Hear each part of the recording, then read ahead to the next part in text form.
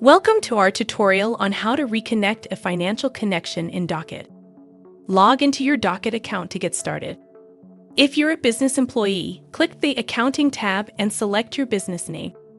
For accounting team members, click on your avatar icon at the top right, select Switch to Accountant View, then find and enter your business on the dashboard. Navigate to the gear icon in the top right corner and select Financial Connections. To reconnect a financial institution, click on the ellipsis menu next to the disconnected institution and select Reconnect. Docket uses Plaid for secure connections. Click on Continue in the Plaid pop-up window to proceed. Enter your username and password for your financial institution account.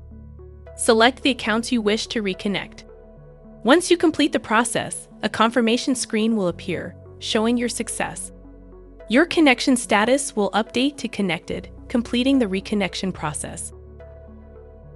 Thanks for watching this video. Check out our How to Videos playlist to watch more videos like this.